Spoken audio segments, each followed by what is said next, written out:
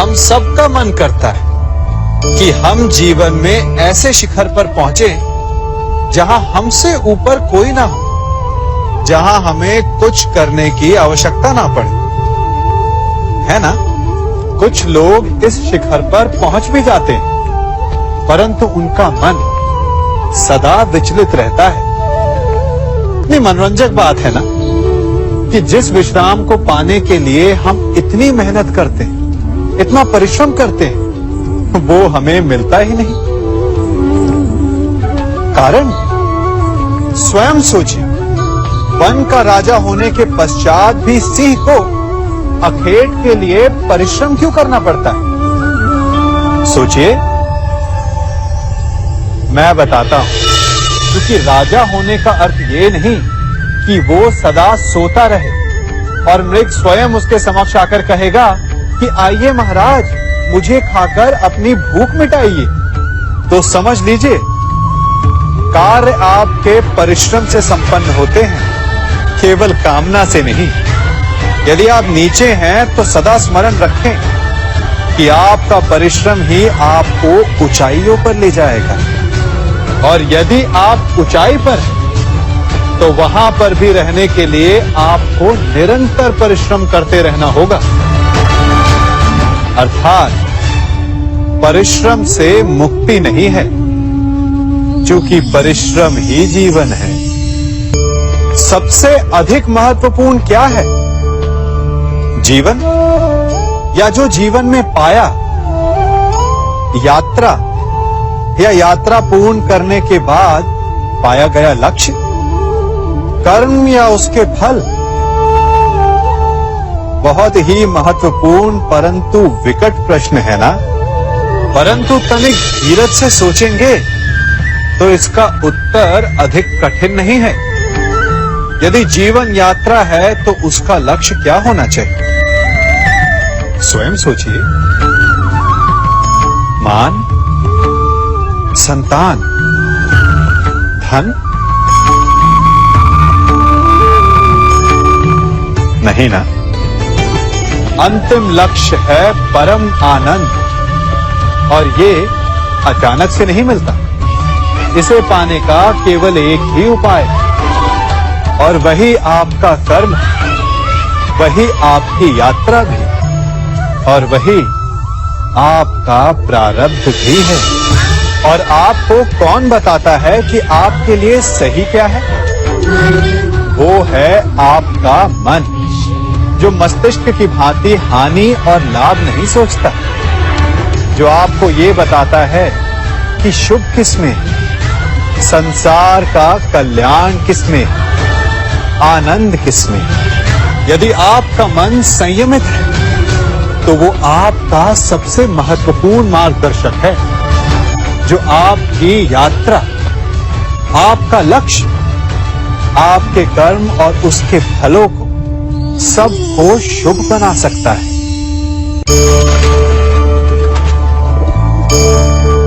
इन पक्षियों को देख रहे हैं आप? इनका उड़ना वायु में इतना संतुलन मुक्त कर देता है ना? इन्हें उड़ते देख आपके मन में भी इच्छा होती होगी कि इन्हीं की भांति आप भी स्वतंत्रता से उड़ पाएं। ईर्ष्या होती है ना, जब आप इन्हें खुले आकाश में ऐसे विचरण करते देखते हैं।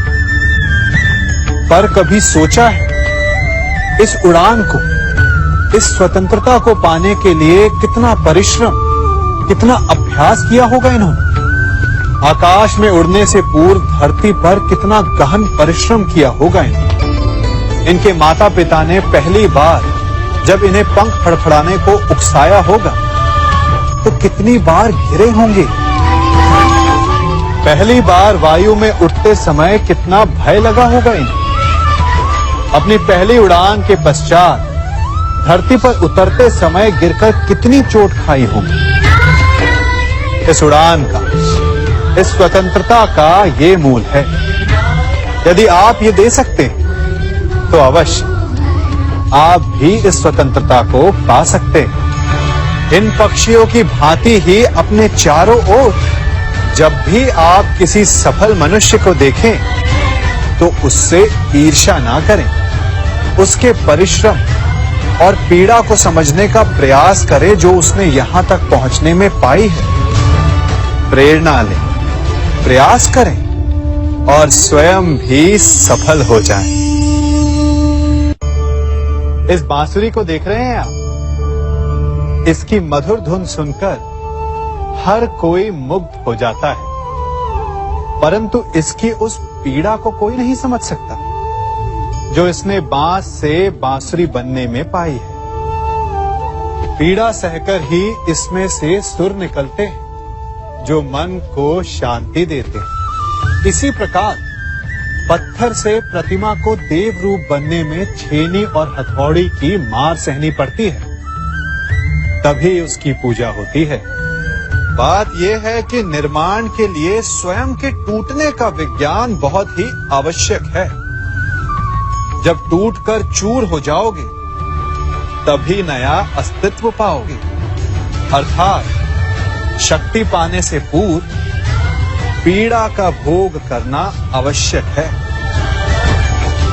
यदि पीड़ा से भागोगे तो शक्ति नहीं पाओगे।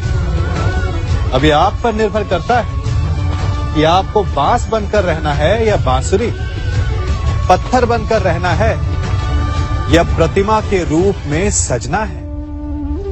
ये निर्णय आपका है। पिता होना बड़े आनंद का विषय है, और जितना बड़ा आनंद है उससे भी अधिक बड़ा उसका उत्तरदायित्व भी। आप में से भी कुछ पिता होंगे, कुछ संतान, और मुझे पूर्ण विश्वास है कि आप लोग भी अपना उत्तरदायित्व अवश्य पूर्ण करते होंगे। हर पिता अपनी संतान के सुख के लिए, उसके उज्जवल भविष्य के लिए रात दिन परिश्रम करता है, धन इकट्ठा करता है, सुविधाएं एकत्रित करता है। आप भी करते होंगे। हर पिता को यही लगता है कि उसने अपनी संतान को सब कुछ दे दिया, परंतु फिर भी संतान प्रसन्न नहीं रहती। यदि आपको विश्वास नहीं तो आप भी स्वयं अपनी ही संतान से पूछ लीजिए। उनको अवश्य कहीं ना कहीं कोई कमी अनुभव होती होगी, और इसका केवल एक ही कारण, और वो है पिता की भूल। उसे लगता है कि उसने अपनी संतान को सब कुछ दे दिया, परंतु वास्तव में वो उसे सबसे अमूल्य विरासत दे ही नहीं पाता, और वो अमूल्य वस्तु है समय। अपनी संतान को समय दीजिए, उसे समझिए, उसे समझाइए, उसके साथ खेलिए, और जीवन के मैदान में उसे खेलना सिखाइए। उसे संस्कार दीजिए, उसे उसके मार्ग पर चलने दीजिए। मार्ग भटके तो उसे उचित मोड़ भी दिखाइए। विश्वास कीजिए, इससे अधिक कोई अमूल्य वस्तु आप अपनी संतान को नहीं दे सकते। युवा अवस्था भी हमारे जीवन का कितना सुंदर काल होता है ना। बाहु में बल, मन में कुछ बड़ा कर जाने की चाह, आंखों में भविष्य के सुंदर और कोमल सपने। और इसी अवस्था में मनुष्य के भीतर पनपता है प्रेम। किसी को देखकर उस पर मन मोहित हो जाता है, और फिर मनुष्य अपना सब कुछ उस पर न्यौछावर कर देना चाहता है। फिर प्रेम की परिणति होती है विवाह में। क्यों? सबको अपने खट्टे मीठे संस्मरण स्मरण हुआ है ना। परंतु यहीं से अधिकतर माता पिता और संतान के मध्य विचारों का विरोध प्रारंभ हो जाता है। संतान को लगता है कि उसका चुना जीवन साथी ही उसके लिए उपयुक्त है, और माता पिता को लगता है कि संतान अनजाने में भूल कर रही है। संतान का तर्क होता है कि उसे विवाह किससे करना है, ये उसका अधिकार है, और माता पिता का तर्क ये होता है कि अब भी जीवन साथी चुनने की समझ संतान में है ही नहीं, तो इस अवरोध को काटा कैसे जाए, उचित निर्णय कैसे लिया जाए? इसका एक ही मार्ग है, अपने उत्तरदायित्व का भान और अपनों से बड़ों के मापदंडों का भान। विवाह करने से पूर्व ये जान लेना आवश्यक है कि विवाह केवल अपने प्रेम को पाने का मार्ग नहीं है, अपितु विवाह से जीवन का एक नया द्वार भी खुलता है और हर नए जीवन के साथ नए उत्तरदायित्व भी होते हैं। और यदि इन उत्तरदायित्वों को समझकर निर्णय लिया जाए तो विश्वास कीजिए, आपका दाम्पत्य जीवन आनंद से भरा रहेगा और आपको कभी ये पछतावा नहीं होगा कि आपने कोई अनुचित निर्णय लिया। कभी हमें लगता है कि हमारे अपने, हमारे हितैषी, हमारे माता पिता को हमारे मन की बात ही नहीं समझ आ रही, जैसे उन्हें हमारे हर कार्य में, हर निर्णय में खोट दिखाई दे रहा हो। और ऐसे में हम कर बैठते हैं विद्रोह। ऐसी अवस्था में हमें वही अच्छा लगने लगता है जो हमारी मन की बातों का समर्थन करे, हम उसे ही अपना हितैषी समझ लेते हैं। परंतु जो आपसे मीठी बातें कर रहा हो वो आपका हितैषी है, ये आवश्यक नहीं।